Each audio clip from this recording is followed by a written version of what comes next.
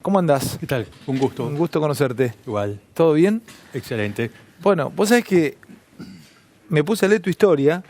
Ya te había escuchado esta mañana con Fernando y te seguía en algunas entrevistas que diste. Te leí también una entrevista en Infobae. Y a mí me gusta mucho el cine, me gusta mucho la literatura, las novelas. Te juro que no sé dónde marcarlo. O sea, lo que viviste es de todo un poco. Vamos a empezar. Ojalá que pueda llevarte de la mano para que le cuentes a la gente esta historia que estuviste preso, te fugaste, saliste con tu familia, viviste allá, ayudabas. Pero vamos a empezar por el principio. ¿Vos sos argentino? Correcto. ¿Vos de dónde sos? Soy argentino por opción. Nací en Caracas, mi padre es argentino. Sí. Como he dicho algunas veces, uno no es argentino por donde nace, sino por cómo lo crían. Mi abuela se aseguró en la casa que yo fuese argentino, aunque estuviese en Venezuela. O sea, vos naciste en Caracas, sí, pero no habías vivido nunca en Argentina. Sí, hace años estuve acá. De hecho, mi hijo mayor nació acá. Pero como digo, mi abuela me crió como argentino. Yo Bien. aprendí totalmente y venía con frecuencia a ver a la familia. ¿Qué edad tenés vos? Ahorita 52. 52 años. O sea, vos llegaste a Venezuela en el momento que el tiempo que viviste en Argentina, ¿quién era el presidente acá? Acá era ya la época de Kirchner. De Kirchner. Sí, hace unos 12, 13 años. ¿Y después te fuiste a vivir de nuevo para allá? Sí. ¿Y quién estaba de presidente allá? Todavía Chávez. Todavía Chávez. O Sí. sea, vos llegaste allá y era Chávez el presidente y después llegó Maduro. Sí. ¿Te recibís de abogado allá? Sí. ¿Te recibís de abogado Sí, allá? hace casi 30 años. ¿Y empezaste a hacer qué tipo de defensa de allá? ¿Dónde trabajabas? Y después terminás como director de una cárcel, que eso te termina salvando la vida. Sí. A ver. Yo siempre quise ser abogado penalista y criminalista. A raíz de esto, trabajé con la Policía Metropolitana de Caracas, con la Dirección de Inteligencia del Ejército, después de haber prestado mi servicio militar en la infantería, porque quería aprender cómo eran todos los procedimientos, porque todo eso lo podía aprovechar para mi trabajo como abogado penalista. Soy un experto en el área de la seguridad y por esta razón un amigo de mi esposa, que fue designado como director nacional de prisiones, me invitó a ser parte del equipo, ya que necesitaba a alguien para un cargo muy problemático. Había una cárcel especialmente compleja que era el complejo Yare 1 y Yare 2. Yare 1 y Yare 2. Sí. Bien. Y me envió como director, donde estuve unos cuantos meses, sin ninguna modestia, con muchísimo éxito, según las cifras del propio ministerio, ya que pude reducir las estadísticas de muertos, heridos y fugados. O sea, fuiste como director del penal. Correcto. De Yare 1 y Yare 2. Sí.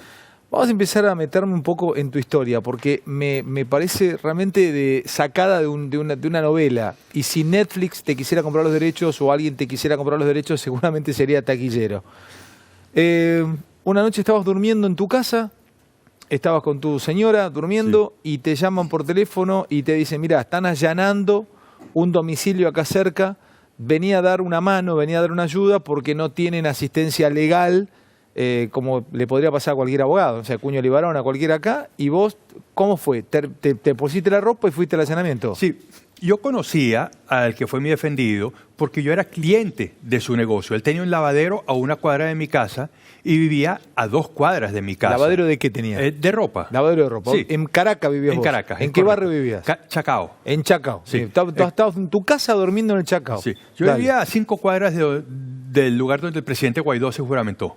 Bien, entonces el tipo te llama tarde, o sea, te avisa. Eran más o menos las 4 de la mañana, me llama, yo oí el teléfono, lo apagué pensando, oye, el despertador, vuelve a sonar el teléfono. Vos estabas durmiendo con tu señora, tranquilo, sí, en tu casa y sonaba el teléfono, sonaba, dale, entonces sí, atendés. Al final atiendo y oigo una voz que me dice, me están allanando la casa, ¿puedes venir? Y yo digo, ¿pero quién es? Yo estaba completamente dormido.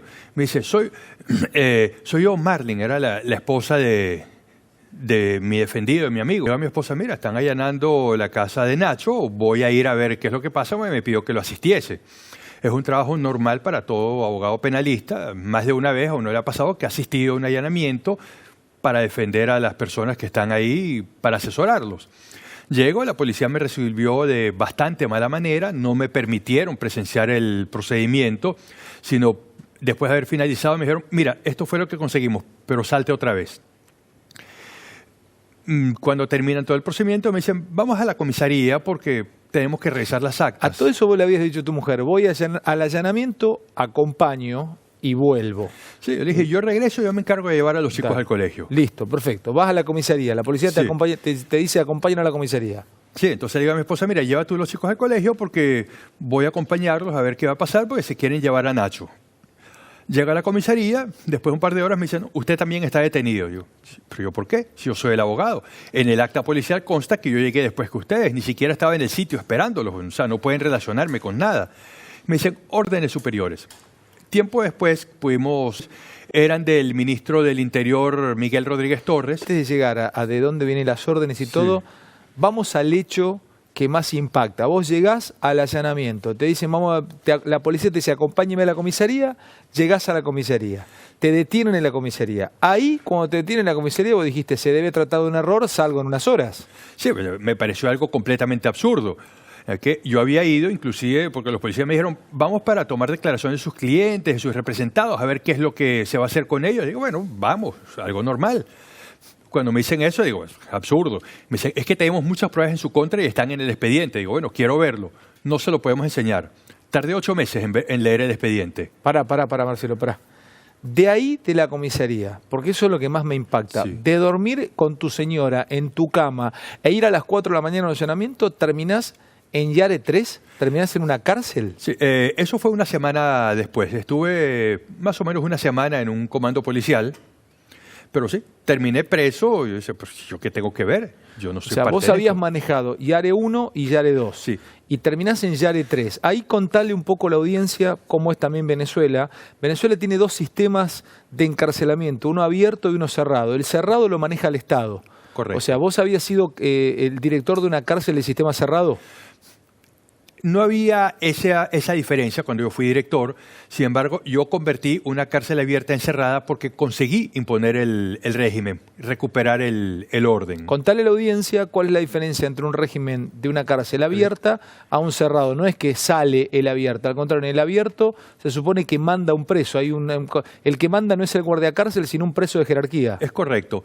El preso que manda en la cárcel se llama PRAN. PRAN. No sé qué quiere decir, nunca lo supe. En la de régimen abierto. En la de abierto, sí. Pero si el preso que manda era asaltante o asesino y determina que yo muera, Tú mueres. Ahí por cualquier infracción a las normas de la cárcel, el PRAN dicta una sentencia que dice, denle un patero, un disparo en una pata, un mondonguero, un disparo en la barriga, en el mondongo, o un coquero, un disparo en el coco, o sea, en la cabeza, y eso se ejecuta de inmediato. Así se aplica la justicia dentro de las cárceles. pero vos llegaste... A una cerrada. O sea, a una donde el control lo tenía el Estado. Te voy a hacer una pregunta absolutamente idiota, pero te la tengo que hacer. ¿Dónde es preferible llegar? ¿A la del régimen cerrado o al régimen abierto? Porque en el cerrado también, si sos un preso político, en la otra tenés posibilidad de caerle bien al preso jerárquico, pero en tu caso vos caíste a la cerrada y tenían órdenes de arriba de no dejarte salir. Sí, cualquiera de las dos. Digamos que en una cárcel abierta se pueden tener muchas más libertades. De hecho, los presos reciben visitas cuando quieren, no les prohíben recibir nada, tienen televisores, tienen teléfonos celulares, tienen todo lo que les da la gana, pero el nivel de inseguridad es muy alto porque cualquier cosa que un preso de jerarquía, no solamente el PRAN, sino alguno de sus subalternos, se moleste con uno, pues uno puede Claro, morir. no es que podés salir de la cárcel abierta, estás adentro, Sí. no, tenés libertad dentro de la cárcel y maneja el PRAN. Ahí es donde digo que se empieza a generar una historia de película con él, con Marcelo Crobato, porque estás dentro de la cárcel, se te acerca el PRAN y te dice, ¿usted dirigió una cárcel? Sí. Y ahí dijiste, ya está, termino mi vida acá. Contale a la audiencia. Bueno, cuando llegué a Yare 3, llegué de noche, me llevaron a un sitio que llaman el búnker, que es una zona de castigo, pero lo usan para resguardo de seguridad, con otros presos políticos. De hecho, uno de mis compañeros está acá y es mi jefe de prensa. Estaban los muchachos ahí presos. Sí, Sí, otro dale. de los presos políticos. A la mañana, cuando salimos al conteo, al número, se me acerca un preso de lo más feo y me dice, ¿es verdad que usted fue director ahí abajo en la principal? Yo dije, listo, estoy muerto. Para Marcelo. ¿Un tipo difícil? ¿Era PRAN? No, era un preso común porque ahí no había planes, era una cárcel con régimen del Estado. Ah, con régimen del Estado. Sí. El tipo te dice, usted manejó una cárcel. Sí. Me dice, sí. usted fue director allá abajo en la principal, que fue Yare 1. Yo dije, a pesar de que era una cárcel con régimen del Estado, podía costarme la vida. Yo no digo nada, me quedo impresionado, porque jamás pensé que ya lo iban a saber. Y él me dice, no se preocupe, quería saber si era usted, pero no se preocupe. Como 3 semanas después se supo, porque la presidenta del Colegio de Abogados de Caracas dio unas declaraciones en televisión, dijo que yo había sido director de la cárcel de Yare 1, que cómo es posible que me hayan mandado a la misma cárcel. En un televisor que había en la cárcel lo vieron y enseguida los presos me preguntaron. Me preocupó mucho y enseguida en el primer número le pregunté a este mismo preso, mira, ¿cómo lo supiste? Y además, me imagino que querías saber por qué seguías viviendo. Porque sí. El tipo te podría haber dicho, no te hizo nada. Entonces, ¿cuál fue la respuesta? Sí, es que su población, o sea, los presos que yo tuve, llamaron para decir que usted fue un buen director, demasiado duro, demasiado estricto, pero jamás injusto, que no le causásemos problemas. No. O sea, usted fue un director duro, pero justo. Sí, ellos decían que yo era muy justo, que jamás castigué a nadie que no se lo mereciese, y más bien los protegía algunas veces de los desmanes de la Guardia Nacional, porque yo decía las cosas con el orden debido. Sin embargo, yo apliqué la disciplina de una forma durísima, porque tenía que controlar una oleada de sangre. Yo recibí con 4 muertos y 12 heridos a la semana. Entregué con un muerto cada 3 meses y un herido a la semana. Pará, Marcelo, pará. ¿Recibiste el penal, eras el director y se morían cuántos presos por semana? 4 asesinatos por semana y 12 heridos aproximadamente. Y el director anterior tuvo 26 fugados en 22 días, que duró su... ¿26 fugados en 22 días? Sí, y por eso lo destituyeron y me nombraron a mí. Pero entonces, ¿y vos a los meses terminás preso en la cárcel donde vos... Eso fue muchos años antes. Está bien, pero, Sí. está bien, pero Sí. en la misma cárcel, o Sí, en sea, la misma cárcel. parece el Marginal, o sea, es una historia así, tipo, es increíble. ¿Cuánto estás preso en el Yare 3? Casi un año.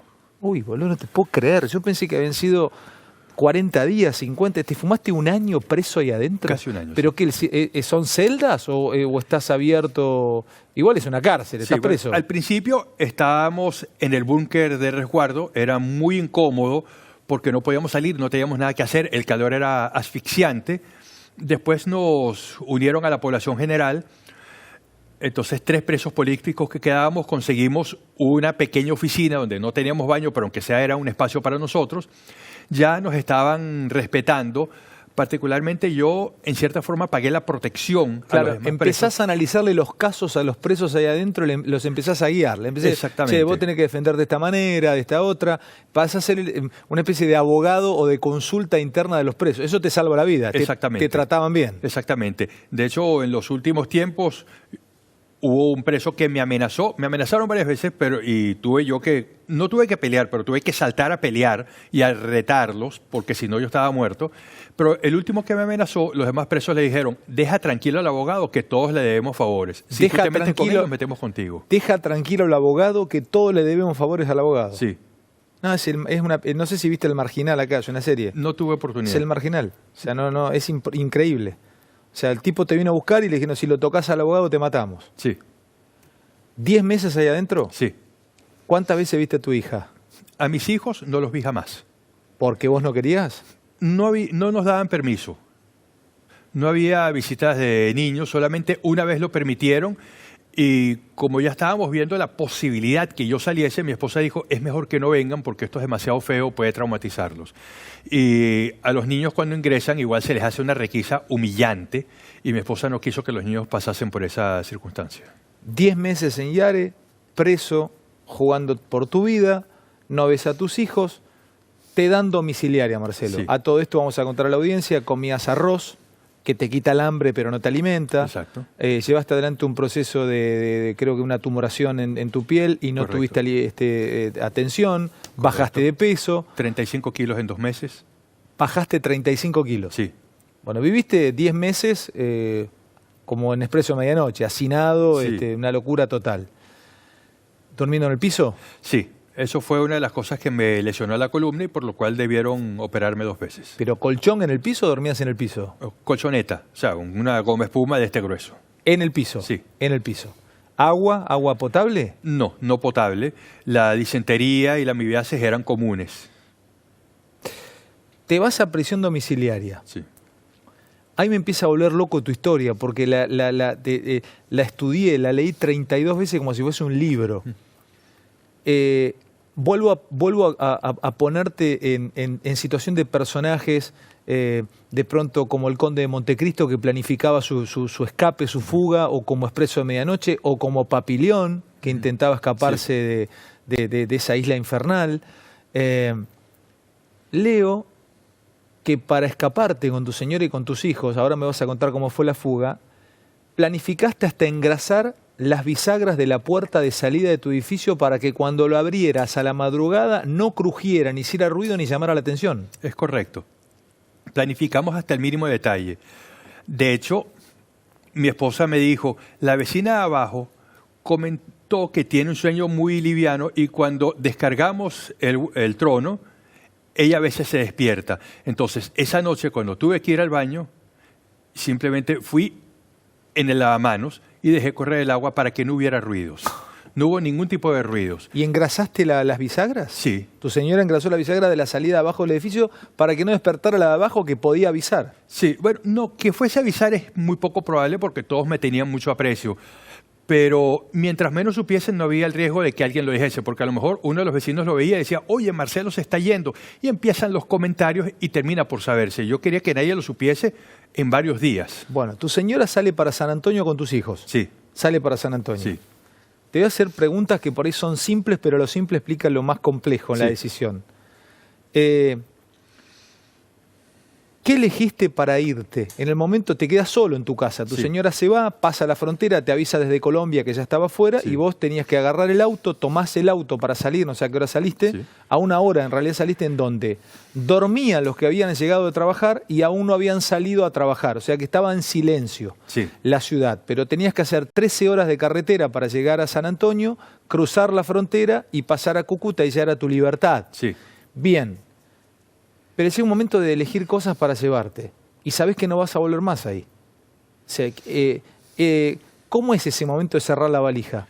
¿Qué pones adentro? ¿Alguna foto? Porque es tu vida ya. Mira, yo me vine con un morral simplemente y mi esposa y mis hijos también con un morral cada uno porque no podíamos llamar la atención.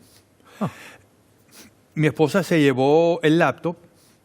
Todas las fotos que teníamos, las que no habían sido digitalizadas, las digitalicé, las cargué en la nube, porque dije, si se pierde la computadora, las fotos, los recuerdos, lo importante, está ahí.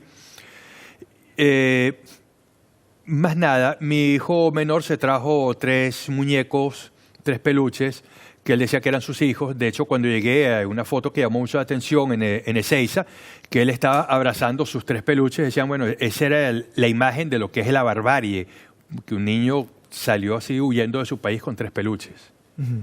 ¿Salís de noche? Sí. ¿13 horas de auto? Sí.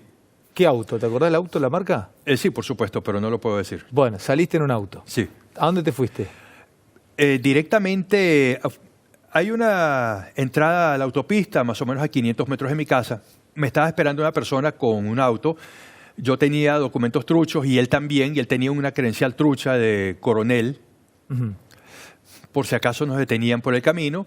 Una vez que nos detuvieron, él simplemente demostraba la credencial, apenas se acercaba, porque hay 22 retenes policiales. Retenes son controles. Alcabalas, sí. Escúchame, ¿cuánto hay en kilómetros? Porque 13 horas no es lo mismo que kilómetros. Ustedes están acostumbrados a decir tantas horas de viaje, pero por ahí son 300 kilómetros y los tenés que hacer en 13 horas. ¿Cuánto hay más o menos en millas o en kilómetros desde Caracas a San Antonio?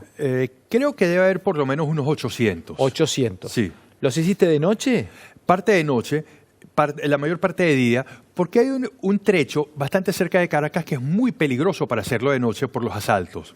Entonces no podíamos hacerlo todo de noche como yo habría querido. O sea, sí o sí pasa por ahí y te asaltan. Sí. Bien, entonces... Porque ponen cosas en el camino, arrojan clavos, entonces de noche es muy peligroso. ¿Decidiste hacerlo a la madrugada cuando salía el sol? Sí, casi saliendo el sol, calculando que pasaríamos por ese sitio cuando ya habría salido el sol.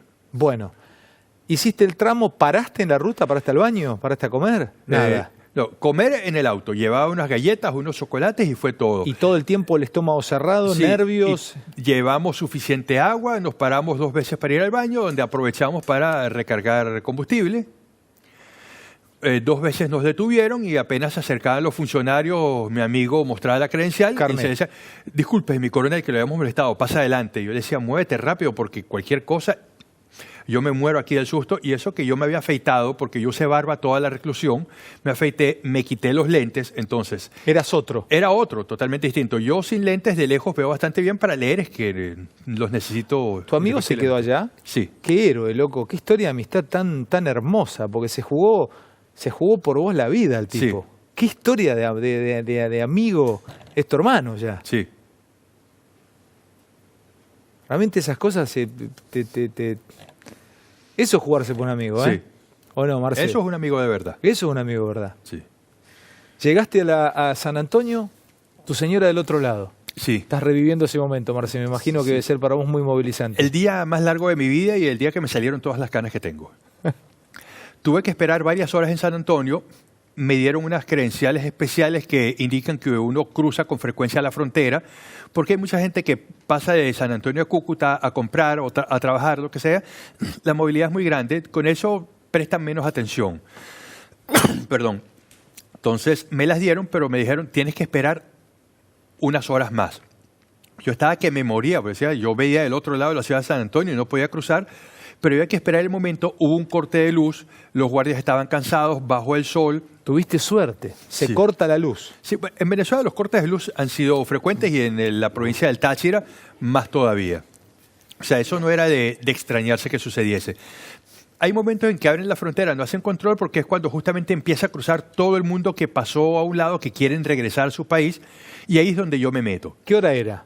Las 7, o sea, las 19, 19:30 más o menos. Bueno, empezás a caminar entre la gente Sí, y vos veías a 600, 700 metros tu libertad. sí, Venías caminando por el puente, nadie te tenía en cuenta y vos sabías que había 600, 500, 400, 300, hasta que a 15 metros de la frontera, por lo que leo y sé de vos, aparece un guardia bolivariano. sí. ¿Y qué pasa ahí, Marce?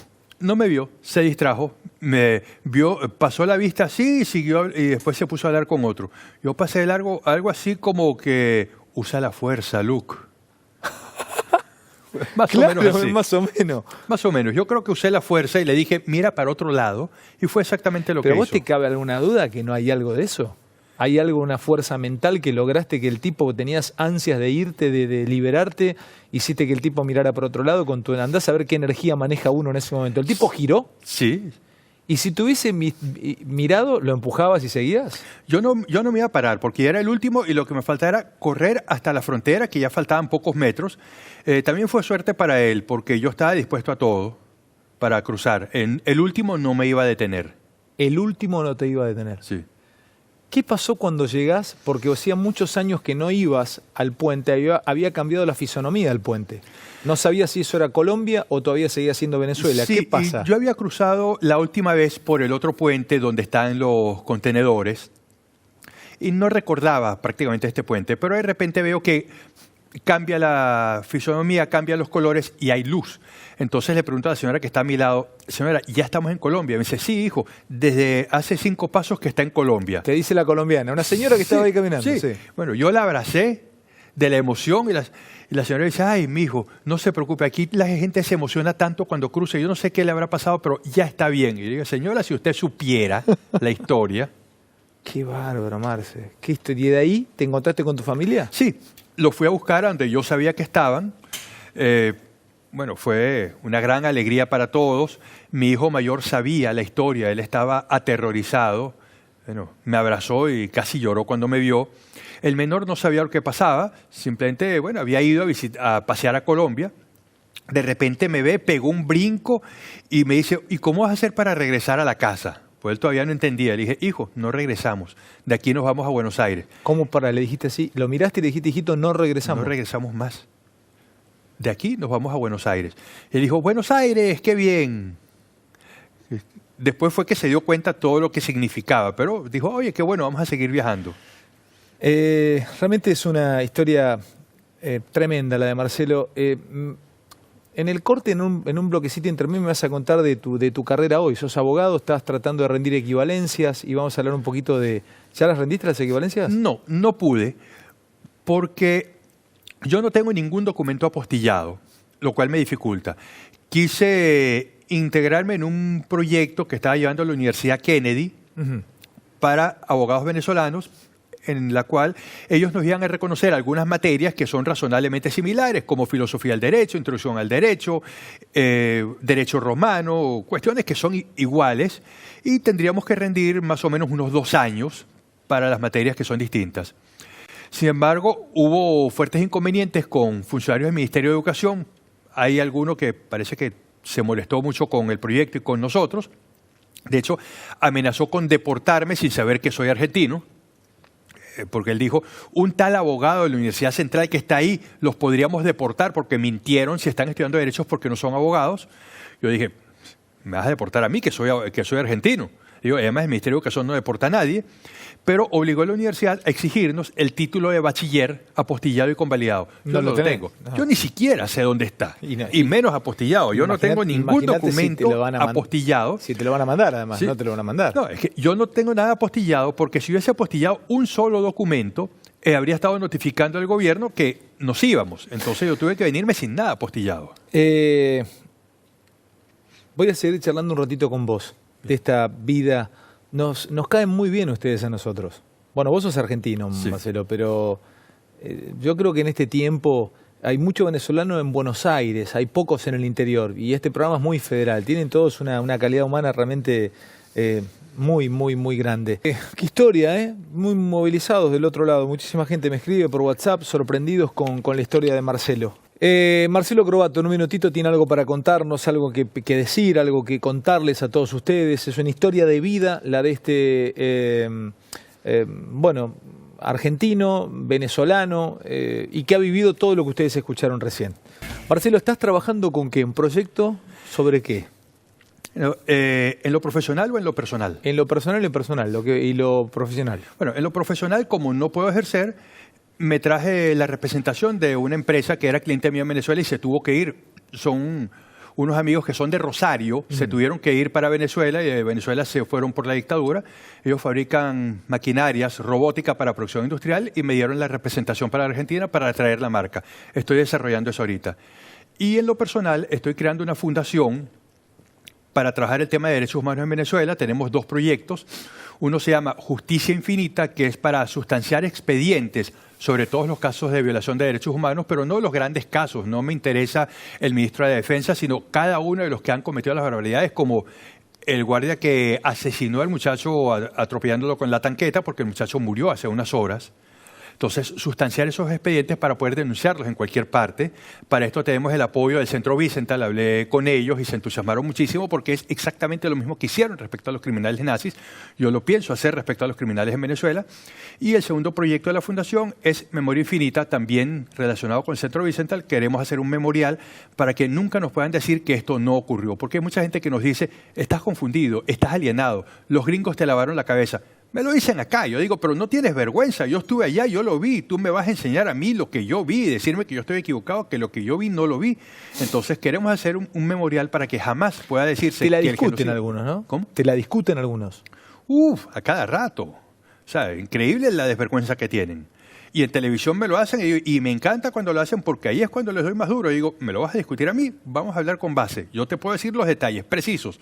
Y a veces le digo, no te voy a decir lo que me contaron, te voy a decir lo que yo vi directamente para ver cómo me lo reclamas. Porque siempre me pueden decir, bueno, si alguien te lo contó, lo pudo inventar, lo pudo exagerar. No, lo que yo vi, ahora yo soy el testigo. ¿Me vas a despedir la nota? Después de todo esto que viviste, ¿qué es lo más preciado y qué es lo que más valorás en tu vida, Marcelo? Hoy, pará. Déjame ir un corte y me lo contás para cerrar. Bien. De hecho, al principio tenía tan poca oportunidad para comunicarme con ellos que sorprendieron una conversación donde uno le dice al otro, es que papá murió y no nos quieren decir nada. Entonces, poder estar con ellos, compartir con ellos, salir. Por ejemplo, yo fui coentrenador de su equipo de fútbol en Venezuela. Por 4 años me perdí obviamente todo entrenamiento y todo partido, y ahora no me los pierdo, jamás. Marcelo, gracias por esta charla, gracias por Gracias. tu historia, por haberla compartido.